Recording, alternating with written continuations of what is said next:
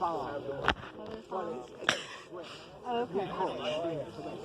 And the reason why I like well, we have a good relationship. We make our heads yeah. So I'm the commander Instead of cutting but I'm also the president of the defense. Hello. Look at the beautiful house.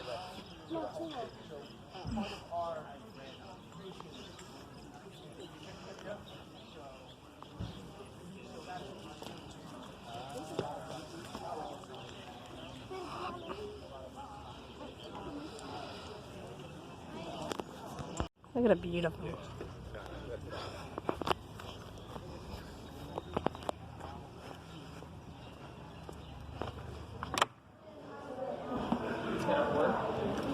Wow. Look at how it's dark.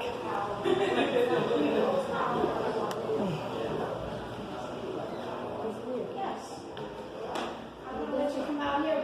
Again, these are very old-fashioned, so be careful, okay? How cool.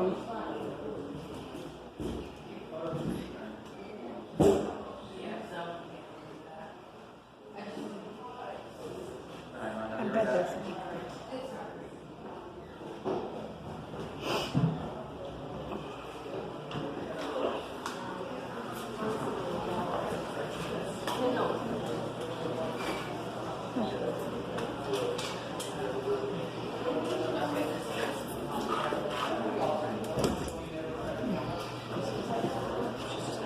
It's all right. You could go. Oh, thank you so much. You're welcome.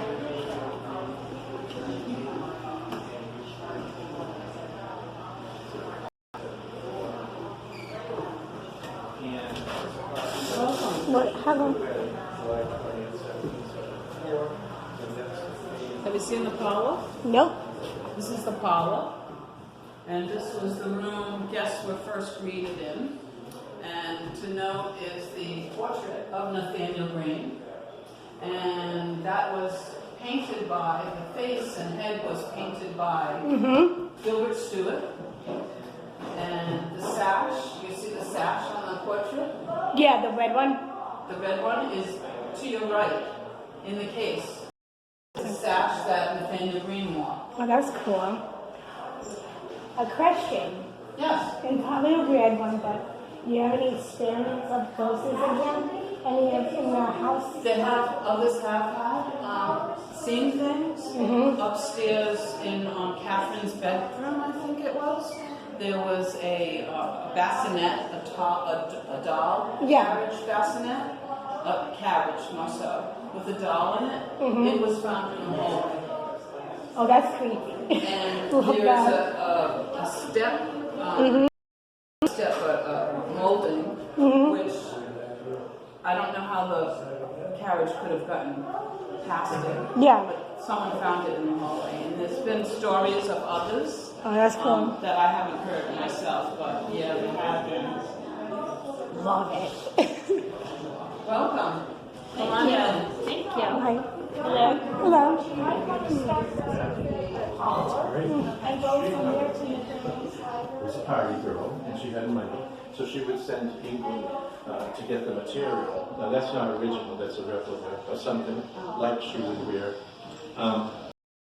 There was a display in Washington, D.C. about 40 years ago, and they asked every state to send a sample of what colonial clothing looked like, and that dress went to Washington. When the display was over, they sent it back to Rhode Island to the State House, and the State House thought this would be the appropriate place for it. So that's a replica. And if you go to the bedroom upstairs, you'll see another down there? Are you coming in for some information? A little bit. Whenever you're ready. Any questions? Okay, enjoy your tour. Where are you folks from? I am from Rhode Island. From Rhode Island? Where? Cranston. Okay. But originally I am from, that's my home state. I'm actually from Sterling, Connecticut. Oh, okay. Nice. Yeah. You drove up here today? Yeah, it only takes like 20 minutes. But did you have other people coming in? No. Oh, just yourself? Just, yeah. Okay, let me ask them. Originally, all their meat came from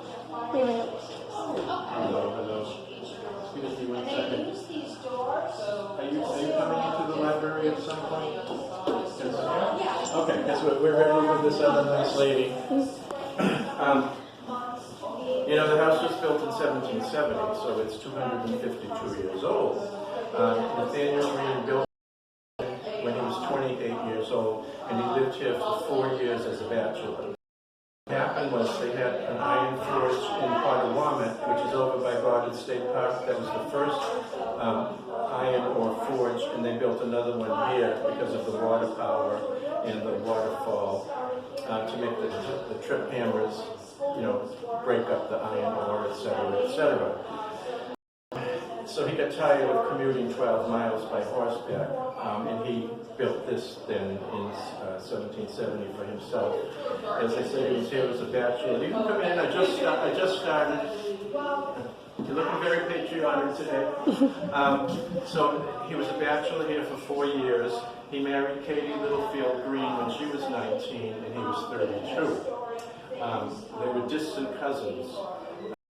So both of them had an uncle, William Greene, who was the governor of Rhode Island. And this is a copy of their wedding invitation from July 20th, 1774. And they were married at the governor's mansion on Division Street in East Greenwich, which is still there.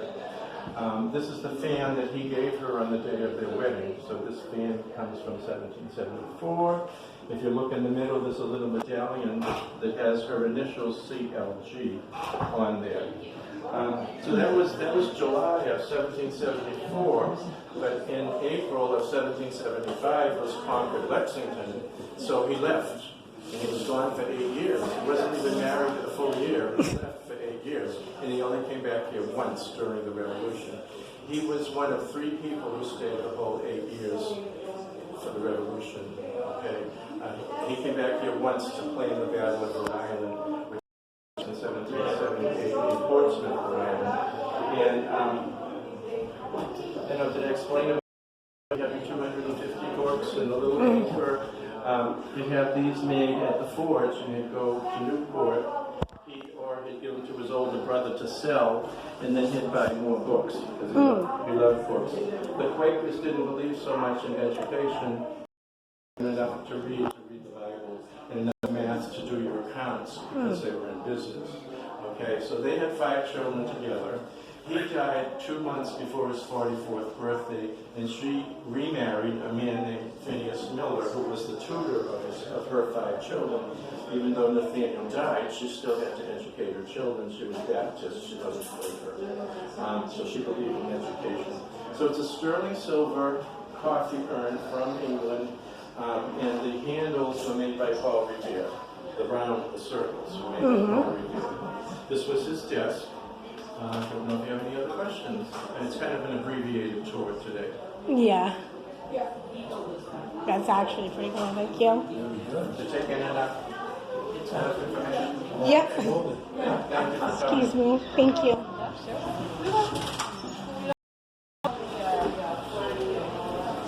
I'm definitely doing a ghost hunting here. I'm going to walk around the pictures. Look at them. This is where you're going to be cooking. I would love this. Oh, and Chinese things. I'm not touching it. I don't know what that's for, but sit in. Love this. Love it. Fake apples. I had to get apples. Wow. And if you see anything, any herbs or like that, tell me. Tell me. Oh, I love this. Oh, I want this. I want this. I like this. Look at how planters. That's good. Yeah, well, of course, it's very interesting, absolutely. Absolutely. But, Let's go upstairs. Look at all the woods. Oh my God. Woo. That's cool.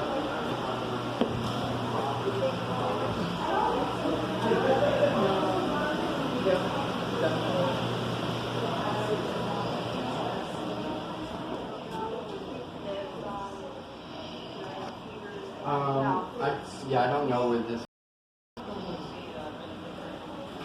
By local, I mean, It could have been. It could have been. Because a lot of things were donated that were period timepieces, even though it wasn't from the Greene family. This is General Nathaniel Greene's bedroom. Okay. So, things I like to point out about here is this desk is actually belonged to Nathaniel. He lived here. Yeah, I mean, he sat here. He wrote letters to George Washington and John Adams. You know, all those people that signed the Declaration of Independence that he couldn't sign because he was out of town. But if he was in town, he was one of those, you know, patriots that would have signed the Declaration of Independence. Other than that, you know, they didn't have a bathroom. They used the chambers. They would fill this with hot water that was heated in the fireplace. That's where they would take their sponge bath and wash their face. And of course, well, it all strikes us at 2 o'clock in the morning. Sometimes we have to get up to go to the bathroom. And even though the outhouse is way over there, you don't want to do that at 2 o'clock in the morning when it's cold. So instead, they use the old chamber pot that you've heard of and seen of. I equate it to kitty litter of the day. You know, the maids had to empty it in the morning, and I don't think anyone knew what to do.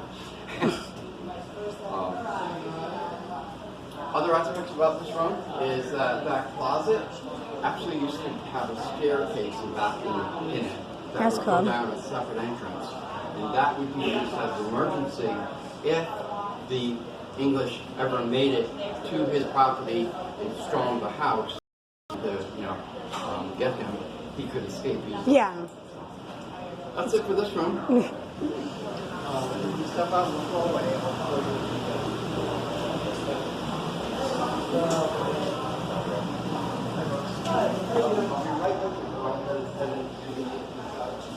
realize there's a better breeze outside than there is in here with the arm. Okay. So I'm just trying to open the window. See if we can get. Oh, right. Oh, maybe a ghost is in him. It's getting blurry.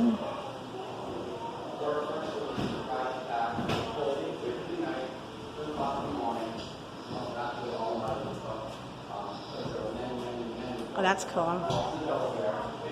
I'm gonna be taking pictures of them.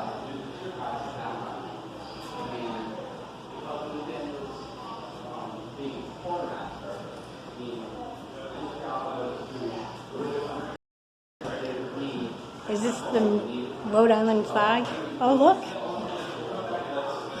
A warm.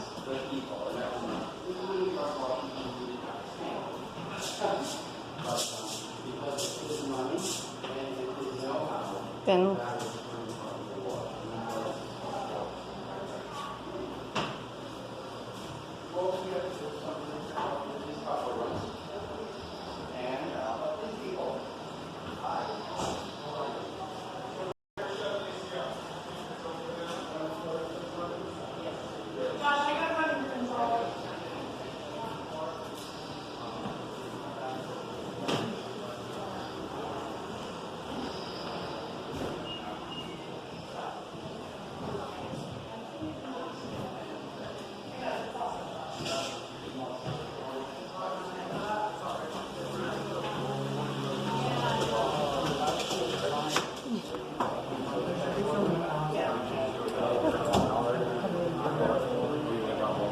I'm just going to squeeze by. Thank you. Oh.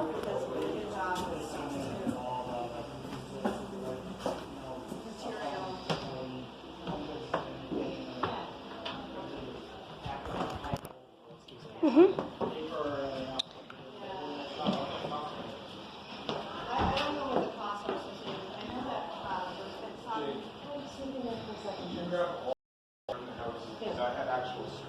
Yeah. 5. Yeah. There's 2 of them there. So there's 3 more. If you put real screens rather than. Our printer doesn't open all the way. Trying to air the place out. Yeah. Come on in. A breeze outside is better than the air was inside. Oh, really? Okay. Oh, they're turning off the AC? I didn't even not know there was an AC on. Huh? I said I did not know there was AC Well, on. we had AC running, but then we try to close the southern rooms that are getting the sunlight, but we don't have shutters in this room. This is Victorian era, and we have lacy curtains. So the shutters kind of help to close off the side, but it's kind of the greenhouse effect. Pun intended. Greenhouse. So which one was over here? Someone told me. The doll. Well, see, all the young volunteers, they think this doll is creepy. They don't like this doll. There's been stories. Are you recording? Yeah. Okay. There's been stories that some people see a black cat in here. I've never seen anything. I've never had an experience here. But supposedly this is like number 2 most haunted place in Rhode Island. Supposedly. I personally don't look for them. I'm not looking for it. I come in peace. I just come to keep this historical property up. I'm not looking for that, if you will. But there have been people that have had experiences here. The only thing I've ever seen was I had these electric candles here at one point. They were up here, and they were off, and then all of a sudden I was doing tours and stuff, and then they were on. And I'm like, you have to take them out of the candlestick holders and twist them to turn them on. Yeah. So I was like, that's a little weird. That's the only thing I've experienced. But I was like, I don't know how that happened. Like, how does that happen? I don't know. Yeah. Anyway, but to me, I just, being a person that was raised with Christian faith, I just don't stir anything up. I'm a Christian. Yeah, so I just don't want to. I don't want to stir up anything because I feel like anything that puts fear in you is not of God. I feel like it's like another entity, like entity. So I just. Everybody has their own beliefs about things like that, but I just respect that. Yeah, you know, that's what a lot of people do for ghost hunts. They don't, some people don't do that, right? Some people try to stir things up. They like try to talk to them and like stir them up, but I'm like, you be at peace. I'm not here to rouse anybody. Like, I'm just here to keep the historical. You know, The spirits. the spirits, they have their things to do. Yeah. Well, I mean, I don't know. I mean.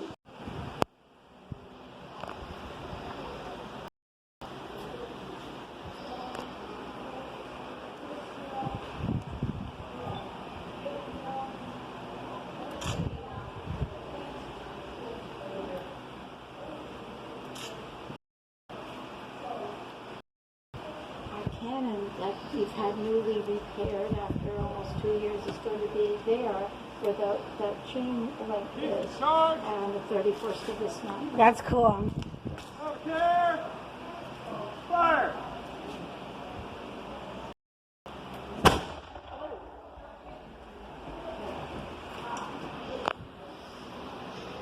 Yeah. Thank goodness I didn't bring the kids.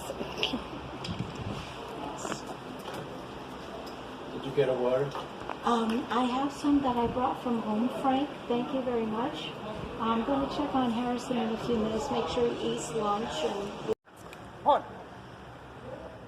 Company. To the front. Park.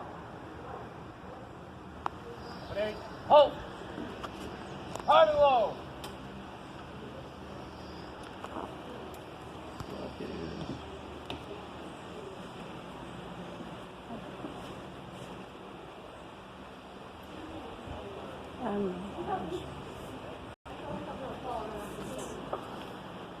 I'm blocking you? not at all. Okay. No. I was making sure I'm not blocking you. I love this, even though I've seen it a long time ago and quite frequently since then. It doesn't ever get old. No. Yeah.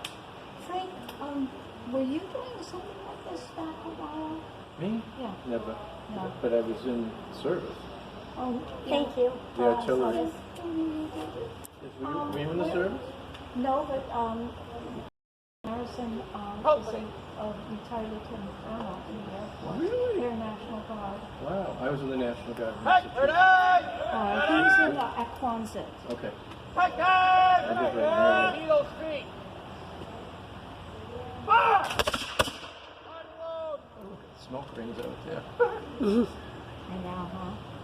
My dad used to do that with his pipe, and I thought it was the best thing in the world.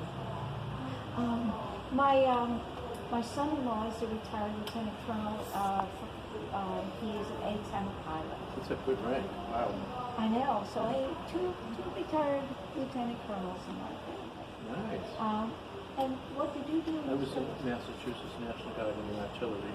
And, This doesn't thrill me. no, The 105. that's great. That's great, though. Fif- A lot of 55. people don't know that. Yeah, I know. How long were We you in trained. service for? It was the National Guard to go for 6 months training. Then you were a weekend warrior. One weekend a month. It's 6 years commitment. Awesome. Oh, I think I'm going to do it again. One more time.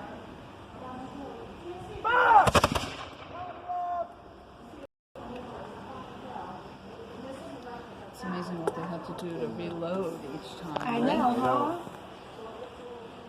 In Fort Sill, Oklahoma, is where the artillery is. And you know what? Every single one of those people know how to clean the guns.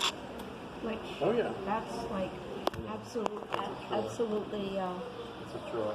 essential. Yes. Keep your bullet clean. Yes.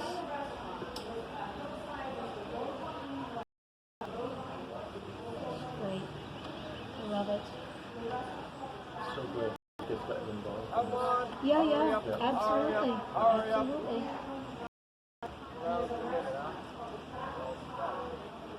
Company. To the right, dress. Come on, watch that throw. Bring it up. Front. Company. Back, ready. Second.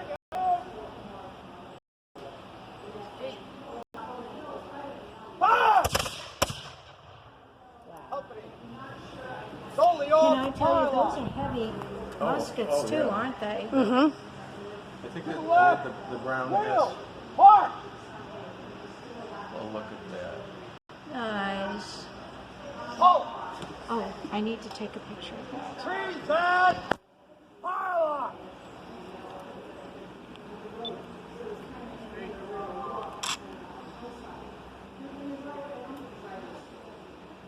Totally up. Firelock. Prepare to be dismissed. Dismissed. Moving. Beautiful day for 4th of July. The sun out. It's gorgeous. And we're going to the cemetery. So let's go. And then I'm already ghost hunting, so I'm already getting good words on the app. So I'm going to show you when I'm going to screenshot it for you guys to see it. It's going to be awesome. So there's a black cat in that room. Then the doll is like that. Maybe I should never ask that lady, but whatever. I love old cemeteries.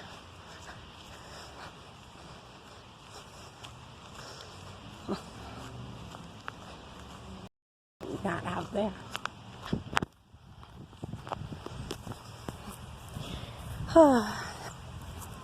And then I'm going to another house in my state.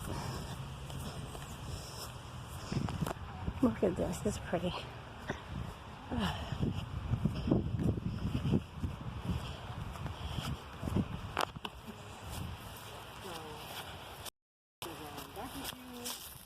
I'm just like, if there's like an easier form of passing out, are you gonna do it? It's not gonna kill you. That's what you do? Yeah, but Thank you. like me, look, I never got somebody told me that when I was here. I love cemeteries. These are old cemeteries. Old stones. Don't look on it.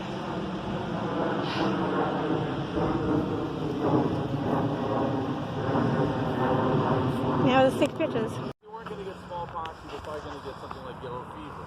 Just ask Hamilton nearly died of it, as did his wife. They had some close calls with Mother Nature. So disease in city populated areas, they didn't know about cleanliness and transportation of disease and all these other things. Husbandry, there's a whole bunch of different issues. Okay, So he does not have a good impression of Philadelphia. That will maintain itself. He does not care for the city. He rents a place with several founding fathers. I'm not sure exactly he's roommates with Roger Sherman, but they're certainly all clustered in the same area.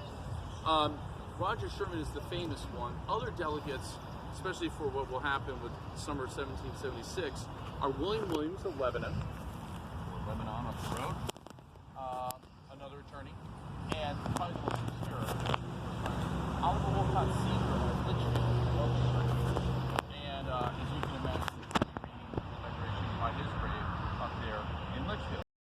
So, the famous one is Roger Sherman. He's the only founding father, the only person to sign all 4 founding documents. What are those 4 documents? The Articles of Association.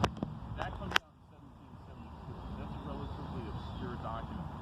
The Declaration of Independence in 1776. And we'll talk about that whole July 4th date here in a minute. The next one is the Articles the Confederation. It doesn't get ratified until 1769 because stubborn states like Rhode Island sign. And the same thing happens all over again with the Constitution. It takes a while for the Constitution to get ratified, but of course that begins in 1787. It's concluded in 1789. Roger Sherman will sign all 4. So Connecticut has a lot to be proud of. Norwich has a lot to be proud of as well. Norwich has a lot to offer. It's not just myself as Governor Samuel Huntington, but let's talk about a few other patriots just for a few minutes. Christopher Leffingwell, the namesake of this tavern. He's running the Committee of Safety and the Sons of Liberty here in Norwich with the assistance of, among others, Colonel John Durkee, who runs a regiment, including at the Battle of Monmouth. You think today is hot? Well, someone, when I'm not dressed as Samuel Huntington, has portrayed a soldier much like this fine gentleman at the Battle of Monmouth 3 times, and it gets quite hot. More soldiers at Monmouth due to heat stroke than to enemy fire. You can particularly ask the British about that with the Redcoats. I can attest to the heat. It was atrocious. Norwich can be very proud because at that battle, it's the only community that had 2 sons who were leaders of brigades. John Durkee is leading a brigade, gets shot at the beginning of the battle. This is June 28th, okay, so this would have been about a week ago. He gets shot in the hand, he has to leave the battle right away and attend to medical care. Technically stays in the Army, but he's, disabled, so passes away very across the street years later with his wife. He was from Greene, section of the road. The other is General Jedediah Huntington, a cousin of Samuel Huntington, a second cousin. And Jedediah will also be running a brigade at the Battle of Monmouth.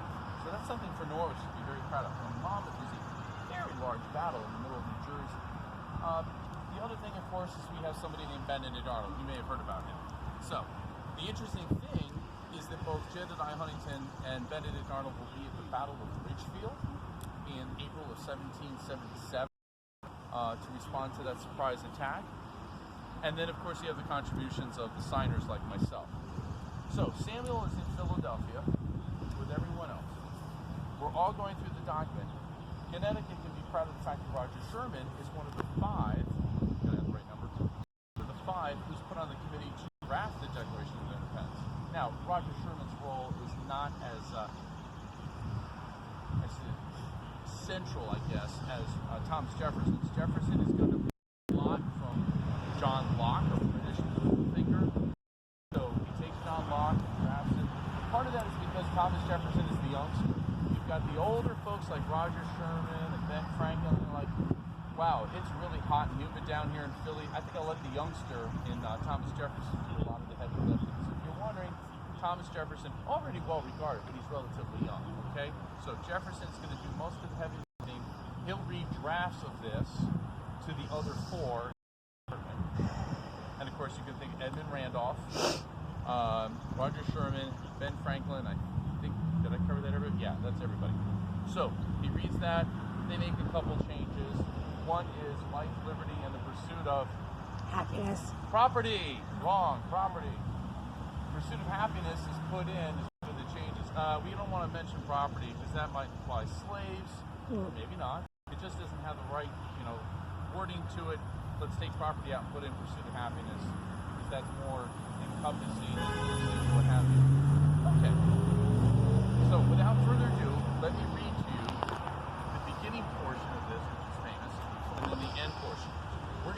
out all that stuff in the middle, all the list of grievances. One, to save time and my voice. The other one is half that stuff we didn't really have happen to us, the way it's described, okay? Just so you're aware. But it made for really good PSYOPs, psychological operations. That's what you have to have. In Congress, July 4, 1776, a declaration by the representatives of the United States of America in General Congress assembled.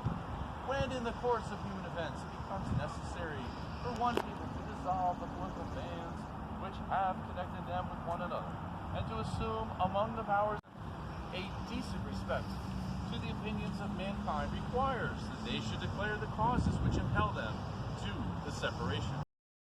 We hold these truths to be self-evident, that all men are created equal, and that they are endowed by their Creator